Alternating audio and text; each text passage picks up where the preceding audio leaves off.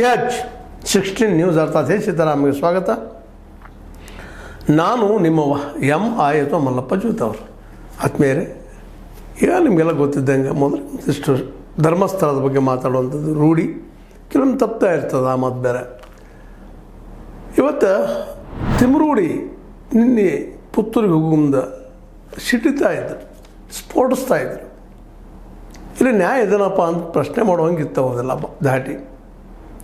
ಯಾಕಂದರೆ ಮತ್ತೊಮ್ಮೆ ಗಡಿಪಾರಿನ ಸಲುವಾಗಿ ಗುಂಡಾ ಆ್ಯಕ್ಟ್ ಅಡಿಯಲ್ಲೇ AC ಆಫೀಸಿಗೆ ಪುತ್ತೂರಿಗೆ ಬಂದಿದ್ದರು. ಅಲ್ಲೇ ಕ್ಲಿಯರೆನ್ಸ್ ಕೊಡೋ ಸಲುವಾಗಿ ನಾನು ಗುಂಡಾ ಅಲ್ಲ, ನನ್ನ ಗಡಿಪಾರು ಮಾಡೋ ಅವಶ್ಯಕತೆ ಇಲ್ಲ ಹೇಳೋದಕ್ಕಾಗಿ ಬಂದಿದ್ದರು. ಅಂಥ ಸಂದರ್ಭದಲ್ಲೇ ಅವ್ರು ಅನೇಕ ವಿಷಯಗಳು ಮತ್ತು ರಿಪೀಟಾಗಿ ಹಾಕಿದರು. SIT ಬಗ್ಗೆ ಮಾತಾಡಿದರು, ಜೊತೆಗೆ ನಿರ್ಮಲಾನಂದ ಸ್ವಾಮೀಜಿಯವ್ರ ಬಗ್ಗೆ ಮಾತಾಡಿದರು, ಒಕ್ಕಲಿಗರ ಗುರುಗಳು. ಈಗ ಅನೇಕ ವಿಷಯಗಳ ಬಗ್ಗೆ ನಿರ್ಮಲಾನಂದ ಸ್ವಾಮಿಗಳ ಮುಂದೆ ತನ್ನ ಮುಂದೆ ಮಾತಾಡೋಕ್ಕಿಂತ ಹೆಚ್ಚಿಗೆ ಅಲ್ಲಿ ಮಾತಾಡಿದ. ಚಿನ್ನಯ್ಯ, ನಾವೆಲ್ಲ ಇದ್ವಿ ಅಲ್ಲಿ, ಕುಸುಮಾವತಿ, ನಾವು ಎಲ್ಲರೂ ಇದ್ವಿ, ಸೌಜನ್ಯಾಳ ತಾಯಿ. ಆ ಸಂದರ್ಭದಲ್ಲಿ ನಿರ್ಮಲಾನಂದ ಸ್ವಾಮೀಜಿಯವರು ನಮ್ಗೆ ಆಶ್ವಾಸನೆ ಸಹಿತ ಕೊಟ್ಟಿದ್ದರು. ಇಲ್ಲ, ಮುಖ್ಯಮಂತ್ರಿ ಬರ್ತಾ ಇದ್ದಾರೆ, ಅವ್ರನ್ನ ತಿಳಿಸಿ ಹೇಳ್ತೀನಿ ಅಂತೇಳಿ, ನ್ಯಾಯ ಒದಗಿಸ್ತೀನಿ ಅಂತೇಳಿ, ತಪ್ಪಿತಸ್ಥರ ಶಿಕ್ಷೆ ಕೊಡಿಸ್ತೀನಿ ಅಂತೇಳಿ. ಆದರೆ ಇವತ್ತಿಗೂ ಅದಾಗಲಿಲ್ಲ. ಯಾರೇ ಇರಲಿ, ಯಾರೇ ತಪ್ಪು ಮಾಡಲಿ, ಸ್ವಾಮೀಜಿಯಲ್ಲಿ ಇನ್ನಾರು ಇರಲಿ, ನಾನು ಸತ್ಯನ ಮಾತಾಡುವಂಥದ್ದು. ನಾನು ಸನಾತನ ಧರ್ಮೀಯ, ನನ್ನ ಧರ್ಮ ಸನಾತನತೆ, ನಾನು ಸತ್ಯ ನಿಷ್ಠೆಯನ್ನು ಕಲಿಸ್ತಾ ಇದೆ. ನಾನು ಹೋರಾಡ್ತೀನಿ ಇವತ್ತಿಗೂ ಸಹಿತ. ಅದು ನಮ್ಮ ಮೇನ್ ಮೀಡಿಯಾ ಮುಖ್ಯವಾಗಿ ಸತ್ಯವನ್ನು ಹೇಳ್ತಾ ಇಲ್ಲ, ಮುಚ್ಚಾಕೋ ಪ್ರಯತ್ನ ಮಾಡ್ತಾ ಇದೆ. ಇವತ್ತಿನ ಎಲ್ಲ ಗೊಂದಲಗಳಿಗೆ ಮೇನ್ ಮೀಡಿಯಾ ಮತ್ತು ರಾಜಕಾರಣಿಗಳು, ಇದರಲ್ಲಿ ಏನು ಸಂಶಯ ಇಲ್ಲ. ಇದು ಎಲ್ಲ ರಾಜಕಾರಣಿಗಳು, ಒಬ್ಬರು ಅಂತಲ್ಲ. BJP ಇರ್ಬೋದು, ಕಾಂಗ್ರೆಸ್ ಇರ್ಬೋದು, ಇನ್ನೊಬ್ಬ ಇರ್ಬೋದು, JDSದವರು ಯಾರಿದ್ರು ಅವರೆಲ್ಲರೂ ಇದನ್ನು ಕೇಸ್ ಮುಚ್ಚಾಕೋ ಪ್ರಯತ್ನ ಮಾಡಿದರು. ನಾನು ಒಬ್ಬರು ಹೋರಾಟ ಮಾಡ್ತಾಯಿದ್ದೆ, ನನ್ನ ಜೊತೆಗಾರ ಹೋರಾಟ ಮಾಡ್ತಾ ಇದ್ದಾರೆ. ಅವರೆಲ್ಲರ ಪ್ರಾಮಾಣಿಕ ಪ್ರಯತ್ನದಿಂದಾಗಿ ಇವತ್ತಿಗೂ ಸಹಿತ ಸೌಜನ್ಯ ಕೇಸ್ ಆಗಿರ್ಬೋದು, ಇನ್ನುಳಿದ ಕೇಸ್ ಆಗಿರ್ಬೋದು ನಡೀತಾ ಇದ್ದೆ ಅನ್ನುವಂಥ ಮಾತನ್ನು ಹೇಳಿದರು. ಇದಷ್ಟಕ್ಕೆ ನಿಲ್ಲೋದಿಲ್ಲ. ಅವರು SIT ಬಗ್ಗೆಯೂ ಸಹಿತ ತಮ್ಮದಾದ ಅಭಿಪ್ರಾಯ ಹೇಳ್ತಾ ಇದ್ದಾರೆ. SIT ನಮ್ಮಲ್ಲಿ ಆರಂಭ ಆಗಿಲ್ಲ, ತನಿಖೆನೇ ಶುರು ಮಾಡಿಲ್ಲ. ನಾವು ಆರೋಪ ಮಾಡಿದವರು ಬಂದು ತನಿಖೆ ಮಾಡಿಸಿಲ್ಲ. ನಾವು ಯಾರ ಮೇಲೆ ಆರೋಪ ಮಾಡಿದ್ದೀವಿ, ಅವ್ರು ತನಿಖೆ ಆಗಬೇಕು ಬೇಡವೋ ಸ್ಪಷ್ಟವಾಗಿ ಹೇಳ್ತಾ ಇದ್ದಾರೆ. ಇದೆಲ್ಲರೂ ಮಂಜುನಾಥ ಸ್ವಾಮಿ, ಅಣ್ಣಪ್ಪ ಸ್ವಾಮಿ, ಆ ಊರಿಗೆ ಹೋದ ಪುತ್ತೂರಲ್ಲಿ ಮಾರಂಗೇಶ್ವರ ಸ್ವಾಮಿ, ಇವರೆಲ್ಲರ ಸಾಕ್ಷಿಯಾಗಿ ಹೇಳ್ತಾ ಇದ್ದೀನಿ ನಾನು. ಇಲ್ಲಿ ನಡೆದಿದ್ದು ಸುಳ್ಳಲ್ಲ, ಸುಳ್ಳಾಗಿ ಪರಿವರ್ತನೆ ಮಾಡ್ತಾ ಇದ್ದಾರೆ. ಸ್ವತಂತ್ರವಾದ ಮೀಡಿಯಾಗೆ ಬೇಕಾಗಿರುವುದು ಸ್ವತಂತ್ರ ಧ್ವನಿ. ಆ ಸ್ವತಂತ್ರ ಧ್ವನಿ ಉಳಿಸಲು ನೀವು ಮಾಡಬೇಕಾದದ್ದು ಇಷ್ಟೇ. ಅದೇನಪ್ಪಾ ಅಂತಂತಂದ್ರೆ, ನಿಮ್ಮ ಕೈಲಾದಷ್ಟು ಸಹಾಯ ಈ ಚಾನಲ್ಗೆ ಮಾಡಿ ಹಾಗೂ ನಿಮ್ಮ ಧ್ವನಿಯನ್ನು ಕಾಪಾಡಿಕೊಳ್ಳಿ. ಎಲ್ಲ ಜನ ಕೂಡಿಕೊಂಡು ಮೀಡಿಯಾ, ಅದರಲ್ಲಿ ಕೆಲವೊಂದಿಷ್ಟು ಮೀಡಿಯಾ, ಅದು ಮೇನ್ ಮೀಡಿಯಾ, ಪ್ರಿಂಟ್ ಮೀಡಿಯಾ, ಕೆಲವೊಮ್ಮೆ ಇನ್ನುಳಿದವರು ಸಹ ಈ ಕೆಲಸವನ್ನು ಮಾಡಿದ್ದಾರೆ. ಬಟ್ ಇದೆಲ್ಲ ಅವರು ಈ ಅತ್ಯಾಚಾರಗಳನ್ನು, ಅನ್ಯಾಯಗಳನ್ನು, ಹತ್ಯೆಗಳನ್ನು ಮುಚ್ಚಾಕ ಪ್ರಯತ್ನ ಮಾಡ್ತಾ ಇದ್ದಾರೆ. ಆದರೆ ಇವೆಲ್ಲ ನಡೆದು ಸತ್ಯದ, ಇವೆಲ್ಲ ರಿಕವರಿ ಆಗಲೇಬೇಕಾಗಿದೆ. ಇಂದಿನ ನಾಳೆ ಸತ್ಯ ಹೊರಗೆ ಬಂದಾಗ ಬರ್ತದೆ. ಮಂಜುನಾಥ ಸ್ವಾಮಿ ಮೇಲೆ ಭರವಸೆ ನನಗದ ಅನ್ನುವಂಥ ಮಾತನ್ನು, ಯಾಕಂದ್ರೆ ಸ್ವತಃ ಅವ್ರು ಹೇಳ್ಕೊಳ್ತಾ ಇದ್ದಾರೆ, ನಾನು ಸನಾತನಿ, ಇವರೆಲ್ಲ ಅಲ್ಲ ಅನ್ನುವಂಥ ಸತ್ಯದ. ಸನಾತನಿ ಮೂಲತಃ ಒಂದು ನಾವು ಹಿಂದೆ ವಿಚಾರ ಮಾಡಿದಾಗ ಹೌದು, ಎಲ್ಲರೂ ಕೂಡಿ ಬದುಕುವಂಥ ಒಂದು ವೇ ಆಫ್ ಲೈಫ್ ಅಂತ ತಮಗೆ ಬೇಕಾದಂಗೆ ವ್ಯಾಖ್ಯಾನ ಮಾಡ್ತಾ ಹೋಗುವಂಥ ಜನ ಸಾಕಷ್ಟಿದ್ದಾರೆ. ಆದರೆ ಇವತ್ತು ತಿಮ್ರೋಡಿ ಇವರೆಲ್ಲ ಗುರುಗಳು ಷಡ್ಯಂತ್ರ ಮಾಡ್ತಾ ಇದ್ದಾರೆ, ನಂದಲ್ಲಪ್ಪ ಅಂತೇಳಿ. ನಾನು ಯಾಕೆ ಗಡಿಪಾರ ಆಗಬೇಕು ಅಂತ ಕೇಳ್ತಾ ಇದ್ದಾರೆ. ಸತ್ಯ ಕೇಳಿದಕ್ಕೆ ಹೆಣ್ಣು ಮಕ್ಕಳು ಅನ್ಯಾಯ ಆಗ್ಯದ. ಅದಕ್ಕಾಗಿ ಈಗ ನೋಡಿ ನನ್ನ ಮೇಲೆ ಹಾಕಿದ ಕೇಸ್ನಲ್ಲೇ ನಾನು ಹೆಣ್ಮಕ್ಳು ಅನ್ಯಾಯ ಮಾಡಿದ್ದೀನಿ ಅಂತ ಅನ್ನುವಂಗೆ ಹಾಕಿದ್ದಾರೆ ಕೇಸ. ನಾನು ತೊಂದರೆ ಕೊಟ್ಟಿದ್ದೀನಿ ಅನ್ನೋಂಗೆ ಹಾಕಿದ್ದಾರೆ ನಮ್ಮ ಇದರಿಂದ ಪುತ್ತೂರು ಈಸಿದ್ದ ಅಂತವರು. ಅದಕ್ಕೆ ನಾವು ಇವತ್ತು ಉತ್ತರ ಕೊಡ್ತಾ ಇದ್ದೀನಿ. ನಾನು ಹೆಣ್ಮಕ್ಕಳ ವಿರೋಧಿನ. ಹಾಗಾದ್ರೆ ಈ ಸೌಜನ್ಯ ಕೇಸ್ನಲ್ಲಿ ಪ್ರಕರಣದಲ್ಲಿ 14 ವರ್ಷ ಹೋರಾಟ ಮಾಡ್ತಾ ಬಂದಿದ್ದೀನಿ. ಅದ್ರ ಜೊತೆಗೆ ವೇದವಲ್ಲಿ ಬಗ್ಗೆ, ಪದ್ಮಲತಾರ ಬಗ್ಗೆ, ಎಲ್ಲರ ಬಗ್ಗೆ ಹೋರಾಟ ಮಾಡ್ತಾ ಇದ್ದೀನಿ. ನಾನು ಹೆಣ್ಮಕ್ಳಾದಂಥ ಅನ್ಯಾಯಕ್ಕೆ, ದಲಿತರಿಗಾದಂಥ ಅನ್ಯಾಯಕ್ಕೆ, ಅಲ್ಲಿ ಭೂಮಿನ ಕಳೆದುಕೊಂಡವರಂತಾಗಿ ಅಷ್ಟೇ ಅಲ್ಲ, ಬಡ್ಡಿ ಆಡೋರ ಮೇಲೆ ಸಹಿತ ನಾನು ಹೋರಾಟ ಮಾಡ್ತಾಯಿದ್ದೀನಿ. ಅಲ್ಲಿ ಬಡ್ಡಿ ಆಡೋದು ಹಂದೇ ನಡೀತಾ ಇದೆ, ಕ್ರೂರವಾಗಿ ನಡೀತಾ ಇದೆ. ಇವೆಲ್ಲ ನಡೆದಿದ್ದೀನ ನಾನು ಸ್ವತಃ ನೋಡಿದ್ದೀನಿ ಮತ್ತು ಅವುಗಳ ವಿರೋಧವಾಗಿ ಹೋರಾಟ ಮಾಡ್ತಾ ಬಂದಿದ್ದೀನಿ. ಆದರೆ ಇವತ್ತು ನನಗೆ ಇಷ್ಟ ಸಿಗ್ತಾ ಇಲ್ಲ, ಬಟ್ ಹಿಂದಿಲ್ಲ ನಾಳೆ ನನಗೆ ಸಿಗ್ತದೆ ಅಂತ ಭರವಸೆ. ಹೀಗಾಗಿ ಇವತ್ತು ತಿಮ್ರೂಡಿ ಒಂದು ರೀತಿ ಕಾನ್ಫಿಡೆನ್ಸು ಒಂದರೆ ಎಲ್ಲದಕ್ಕೂ ರೆಡಿಪ್ಪ ನಾನು ಅನ್ನೋ ಸ್ಥಿತಿಗೆ ಬಂದಿದ್ದೆ. ನಾವು ಏನು ಮಾಡ್ತೀರಿ, ನೀವು ನನಗೇನು ಶಿಕ್ಷೆ ಕೊಡೋರಿದ್ದೀರಿ, ಜೈಲಿಗೆ ಕಳಿಸ್ರಿ.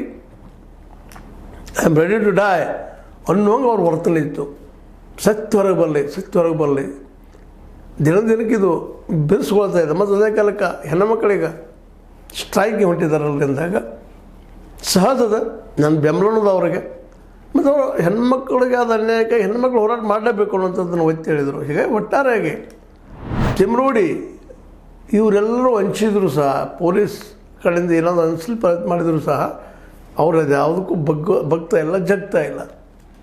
ನಾನು ನೋಡಿದ ಸತ್ಯದ, ಹೇಳಿದ ಸತ್ಯದ, ಜನಕ್ಕೆಲ್ಲ ಗೊತ್ತದ, ಜನ ಎದ್ದು ನಿಂತಿದ್ದಾರೆ ಇವಾಗ ಸತ್ಯದ ಅಂತೇಳಿ ಈ ಮೂಮೆಂಟ್ ಸಹಿತ ಈ ಸ್ತ್ರೀಯರ ಹೋರಾಟ ಅಥವಾ ಮಹಿಳೆಯರ ಹೋರಾಟಕ್ಕೆ ಸಪೋರ್ಟ್ ಕೊಡೋ ಜೊತೆಗೆ ಅವರ ಬೆಂಬಲವನ್ನು ಸಹಿತ ಗಳಿಸ್ಕೊಳ್ತಾ ಇದ್ದಾರೆ.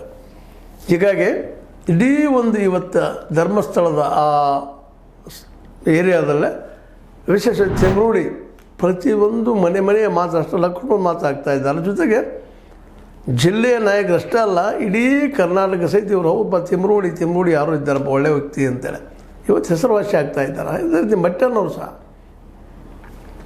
ಈ ಇಬ್ಬರ ಕಾಂಬಿನೇಷನ್ನಿಂದಾಗಿ ಇವತ್ತು ಈ ಕೇಸ್ ಸೌಜನ್ಯ ಕೇಸ್ ಆಗಿರ್ಬೋದು, ಇನ್ನುಳಿದ ಕೇಸ್ಗಳಾಗಿರ್ಬೋದು, ಧರ್ಮಸ್ಥಳದ ನಡೆದಂಥ ಅನ್ಯಾಯಗಳಾಗಿರ್ಬೋದು, ಅತ್ಯಾಚಾರಗಳಾಗಿರ್ಬೋದು, ಹೆಣಗಳು ಹುಗಿಯೋದಾಗಿರ್ಬೋದು, ಎಲ್ಲ ವಿಷಯಗಳು ಇವತ್ತು ಮೇಲಕ್ಕೆ ಬಂದು ನಿಂತಿದ್ದಾವೆ.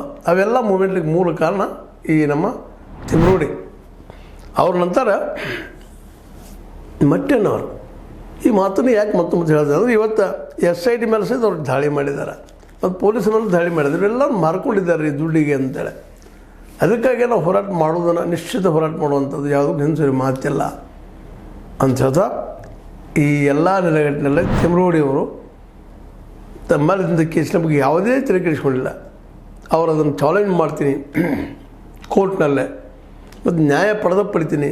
ಮತ್ತು ಇನ್ನೊಂದು ಮಾತನ್ನು ಭಾಳ ಗಂಭೀರವಾಗಿ ಹೇಳಿದರು. ಮತ್ತು ಮೇಲ್ ಅಂಬೇಡ್ಕರ್ ಅವ್ರ ಬಾಯಿಂದ ಬರುವಂಥ ಮಾತು, ನನಗೆ ಕಾನೂನಿನಲ್ಲಿ ವಿಶ್ವಾಸವಿದೆ, ಇನ್ಯಾರ ಮೇಲೆ ವಿಶ್ವಾಸ ಇಲ್ಲ ನನಗೆ.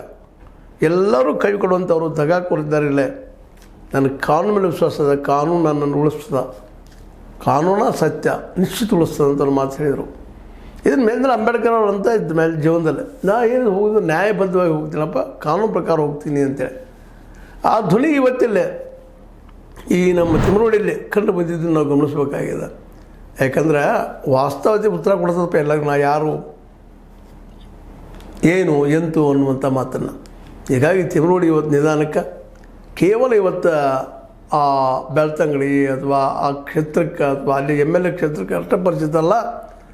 ಇವತ್ತು ಇಡೀ ಕರ್ನಾಟಕದಲ್ಲೇ ಚಿಮ್ರೋಡಿ ಅಂದರೆ ಯಾರಪ್ಪ, ಧರ್ಮಸ್ಥಳದ ಹೋರಾಟಗಾರ, ಹೆಗ್ಗಡೆ ಅವರಿಗೆ ಶಿಕ್ಷೆ ಕೊಡಿಸಿ ಹೊರಗೆ ಬರುವಂಥ ವ್ಯಕ್ತಿ ಅಂತೇಳಿ ಪ್ರಚಲಿತ ಆಗುವಂಥ ಮಾತುಗಳಾಗಿದ್ದಾವೆ ಇವತ್ತು.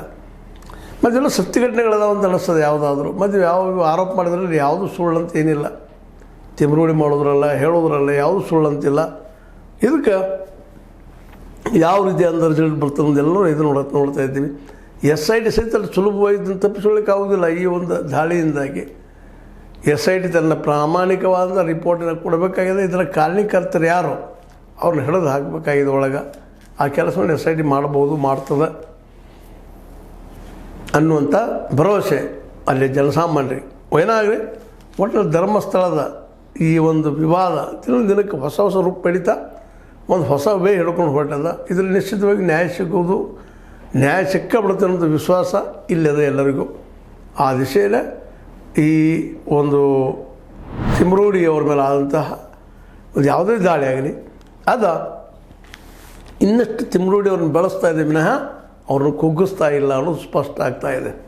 ಒಟ್ಟಾರೆಯಾಗಿ ಚಿಮ್ರೋಡಿ ಅವರು ಮತ್ತು ಅವ್ರ ಜೊತೆಗಾರರು ಅಷ್ಟು ಸುಲಭವಾಗಿ ತಮ್ಮ ಸೋಲನ್ನು ಒಪ್ಕೊಳ್ಳುವಂಥವ್ರಲ್ಲ. ಇದನ್ನು ಹೊರಗೆ ತೆಗಿಬೇಕು. ಇದರಿಂದ ಇದ್ದಂಥವ್ರು ಯಾರು ಅತ್ಯಾಚಾರಿಗಳು, ಕೊಲೆಗಾರರು ಯಾರು ಎಂಬುದನ್ನು ಕಲಿಬೇಕು. ಮತ್ತು ಈ ಮಹಿಳಾ ಹೋರಾಟಕ್ಕೆ ಸಪೋರ್ಟ್ ಮಾಡಬೇಕು ಅನ್ನೋದು ನಿಲುವಿನಲ್ಲಿದ್ದಂಥ ನಮ್ಮ ಏನಪ್ಪ ಅಂತ ಚಿಮ್ರೋಡಿ ಈ ಮೂಮೆಂಟನ್ನು ಜೀವಂತ ಇಡೋದಷ್ಟೇ ಅಲ್ಲ, ಇದಕ್ಕೊಂದು ತಾರ್ಕಿಕ ಅಂತ ಕಾಣಿಸೋ ದಿಶೆಯಲ್ಲಿ ಹೆಜ್ಜೆ ಇಡ್ತಾ ಇದ್ದಾರೆ. ನೋಡೋಣ ಏನಾಗ್ತದೆ. AC ಅವ್ರು ಏನು ಡಿಸಿಷನ್ ಕೊಡ್ತಾರೋ ಮತ್ತೇನು ಮಾಡ್ತಾರೋ ನೋಡ್ತಾ ಒಟ್ಟಾರೆಯಾಗಿ ಧರ್ಮಸ್ಥಳದಲ್ಲಿ ನ್ಯಾಯ ಸಿಕ್ಕರೆ ಸಾಕು ಹೆಣ್ಣುಮಕ್ಕಳಿಗೆ, ಜೊತೆಗೆ ಅನ್ಯಾಯಕ್ಕೆ ಒಳಗದ ಅವ್ರಿಗೆ ಅಂತ ಹೇಳ್ತಾ ಇದು ನಿಮಗೆ ಲೈಕ್ ಆಗಿರ್ಬೋದು. ಲೈಕ್ ಮಾಡಿ, ಶೇರ್ ಮಾಡಿ, ಕಾಮೆಂಟ್ ಮಾಡಿ, ಜೊತೆ ಸಬ್ಸ್ಕ್ರೈಬ್ ನಿಲ್ಲಿಸಬೇಡಿ. 60 ನ್ಯೂಸ್ ಅರ್ಥ ಸೀತಾರಾಮ ಸತ್ಯದ ಕೈಗಳಲ್ಲಿ ವಂದನೆಗಳು.